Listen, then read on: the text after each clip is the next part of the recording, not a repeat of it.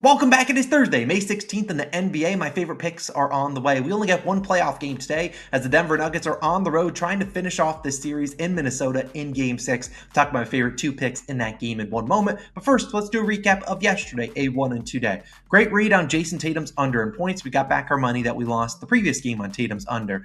Not a great read on Evan Mobley's under in points. He was the only Cavalier outside of Marcus Morris that showed up for him. Darius Garland didn't show up, and neither did Karis LeVert, who I thought was going to play, but he did not play. Terrible read. I'll own that one. Tip my cap to Evan Mobley for having another great game in that series. Then our OKC same game parlay did not hit. I believe we missed with 3 Jalen Williams points and I think 1 Jalen Williams assist. He didn't have a good game at all. But I did say yesterday if the OKC same game parlay did not hit, I would do a giveaway. Now, I did say in yesterday's video that I would only do it if you subscribed and hit the like button, but I quickly realized I can't sort likes pretty easily. So instead, we're just going to do a giveaway today. In today's video, I'll announce it tomorrow morning, and it's pretty simple to enter. Here's how you do it. You just have to subscribe. So if you already are subscribed, you've already done the first checkbox. And number 2, you got to give me your worst bad beat sports betting. I don't know what yours is, but don't love reading them because it's painful to relive those moments, but everyone has tons of bad beats. Let me know your favorite down below. I'll share my favorites in tomorrow's video. Plus, I will pick out one random comment.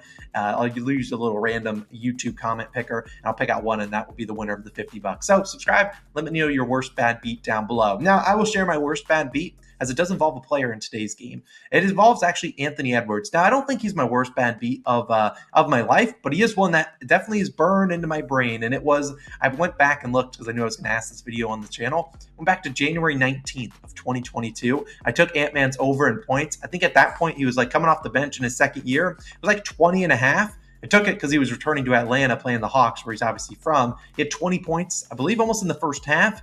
I think with like 6 minutes to go in the third quarter, got ejected. He was going to be a free winner, and he got ejected. I felt like it was on brand because Ant-Man could be in his final game of the season right tonight. But speaking of Ant-Man, he actually is involved in my first pick.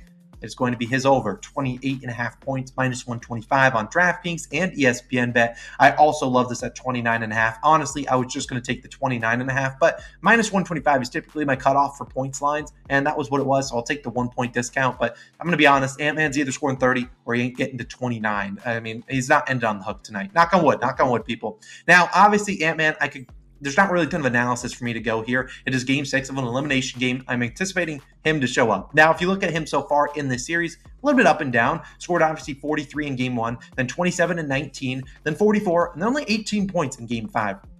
He didn't play well. Game 5, 5 of 15, 1 for 5 from 3. Did get 8 free throw attempts, so he ended with 18 points. But like the field goal attempts weren't there, and he wasn't able to knock down the shots. It was a pretty good defensive game plan by the Nuggets. I'll give my credit where credit is due. They did a good job defensively on him, but he also didn't shoot well enough, and he has to be more aggressive at the end of the day. He has to be aggressive, get to the hoop. Even if they're going to double him, he can split those doubles. He can reject some screens. He can get to the hoop, and he's not afraid of Nikola Jokic down low in the paint. And Jokic obviously doesn't want to get into foul trouble either. So I'm not going to go too hard into why I like Anthony Edwards over in points tonight. It doesn't really take a rocket scientist. I'm backing their best player at home in an elimination game. He's probably going to play upwards of 44 minutes. What did he play last game? 44 and a half. He's going to play a lot of minutes tonight. I anticipate him shooting much better than the 33% he did in game 5. And I expect him to be pretty aggressive, seeing closer to 20 to 25 field goal attempts tonight. The ball's going to be in his hands, and I don't anticipate him wanting to go out and letting his other teammates shoot the ball a ton. So Anthony Edwards, I love his over in points tonight.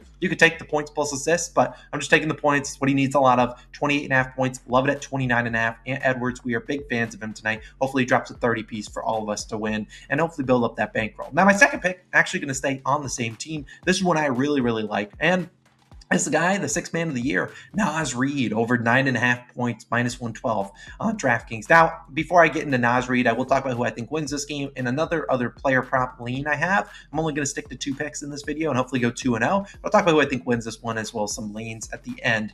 Naz has been pretty good for the Timberwolves, obviously, all season long. You don't win a 6th man of the year without being at least pretty decent. So far in this series, he scored 16 and 14, 7, 11, and 7 points. Their 2 victories in games 1 and 2 actually saw Nas plays most minutes, 23 and 29, and attempts his most field goal attempts, 11 and 14. Obviously, he had a crazy, fourth quarter in game one, and that was the big reason they won that game. Obviously, the last two games, the Nuggets have made some adjustments, but it's not like Nas Reed is not getting playing time and he's not shooting the basketball, just hasn't really shot too well. Nas Reed last game did go under, but it wasn't like he didn't shoot. He shot 8 times, just went 3 for 8, scored 7 points, 0 for 3 from the three-point line. I mean, hey, 0 for 3 from 3, nothing you can do there. If he makes one of those, which is still well below his season average, he goes over this line at 10 points, which is really low for a guy of Nas Reed's caliber. Now, as we know, a lot of people are going to be on Nikola Jokic's under in points tonight. And while I don't hate that angle, the angle that people are using is, well, Rudy Gobert one-on-one against Nikola Jokic is barbecue chicken. He's getting cooked. And if we put a guy like Nas Reed or Karl-Anthony Towns on him one-on-one, they're going to get cooked too. So why don't we double him? Why don't we throw double teams at Nikola Jokic? Well, I don't hate that defensive mindset. If you're throwing double teams at Nikola Jokic, forcing someone else to beat you, there's no reason to have Rudy Gobert in the game, if I'm being honest. I mean, Rudy Gobert, we know, is an offensive liability. And while he had a good offensive game last game, it's not like you can put it to him at the free throw line and say, hey, go make a basket or create for someone. No, you can't do that with Rudy. It's like, hey, we have to spoon feed it, literally put it at the rim and he'll score that, which even then, I'm still not confident he'll get it done every single time. So I think we see some more Nas Reed tonight. It's worth noting at the end of that last game in game 5, they actually went to a 3-big lineup. They had Nas, Cat, and Rudy in the lineup, and that lineup took the lead from 18 down to about 9 or 11 points. I don't think they run that back, but they obviously could. I think at the end of the day, you need scoring out there besides Anthony Edwards. Obviously, I think he gets his, but Anthony Edwards can't score 70 points. They need other guys to contribute, and with or without Mike Conley, Nas Reed's been one of their most consistent scorers behind Ant-Man, Karl-Anthony Towns, and that's probably Nas Reed as their third most consistent scorer. I'd probably put Conley in there, but he has a calf strain, and I don't anticipate him to play. I mean, Nas is a guy that you can get it to him and he can make his own shot, and that's something I can't say about Rudy Gobert, can't really say about everyone on their team. Nas is not afraid of shooting the 3, which is where he shot 41% this season. He also averaged a little over 13.5 points per game on 24 minutes and 10 field goal attempts, and he's also shoots better at home, 5.2% better at home. This is a guy that I know can attack the rim. Missed a couple bunnies, a couple layups in game 5, which he probably typically makes those, and I think he's locked into 18 to 20 minutes tonight. If he gets going, or maybe they make some changes and are like, we want Nas Reed out there more. He is not only obviously a good stretch the floor guy, which Rudy Gobert cannot shoot the 3, although you randomly see like an off-season clip of Rudy hitting a 3. Wasn't that like a thing in the preseason, or Rudy was like, I might start shooting 3s. And then I think Ant-Man said, no, that just ain't happening. Look, at the end of the day, they need Nas out there, I think, to stretch the floor, give Edwards some more wiggle room. With Rudy Gobert out there, they could just double Ant-Man on any drive. But Nas out there, you can't really double him a whole bunch. You can, it's going to be tough because Nas Reed, obviously, like I said, a 40% three-point shooter. So I really like him tonight to score 10 points. Not a super high line. We're not asking for the world from him. I think he gets us 10 points, maybe sees a few extra minutes. I really like Nas Reed tonight. Give me his over 9.5 points. I really like Anthony Edwards over 28.5, 29.5 points there too. I think that's a 2-0 card. Now, who do I think wins this game? This is one that I really don't have a great pulse on. Like I said, I like giving the spread picks to you guys on the videos because you guys like seeing them and you like to see what side I'm on. But I don't really, I'm not confident in one, I'm never going to force a spread pick into the videos.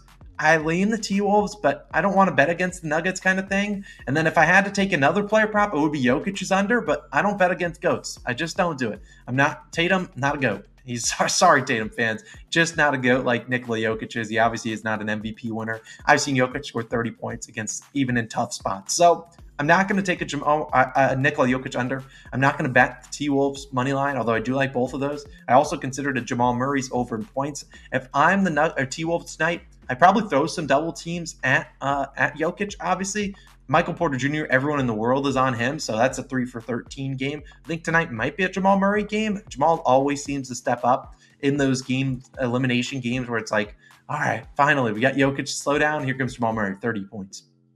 Seen it too many times. So I don't really love any of those. If I had to do a third pick, it would be Jamal Murray's over in points, or maybe points plus assists at like 24.5. But I'll stick to the 2 here, Ant-Man and Nas Reed's over in points. Not going to get too cute. I don't want to force 3-4 picks into one video, one game. That's just bad for business. You start doing 3 or 4 picks in one game, you have a wrong read on the game, and then boom, you're down 3 or 4 units. I can live with losing both these 2 plays. I really like them, each of them, for their respective reasons. So those are my favorite picks of the day. A reminder, $50 giveaway. How to enter? Subscribe. Pretty simple. Number 2, comment your worst bad beat down below. I'll be anticipating reading some fun ones that are going to be pretty brutal. I know I've had plenty of bad ones, but just the Anthony Edwards one felt applicable to today. But man, him getting ejected was painful. It was a terrible ejection as well. But those are my favorite picks of the day. 2 of them. I'll see you back tomorrow. I believe we only have 1 game on. I think that's Knicks Pacers game 6. So I'll see you then. Let's hopefully dominate, go 2-0, and I'll see you guys back again tomorrow with some more.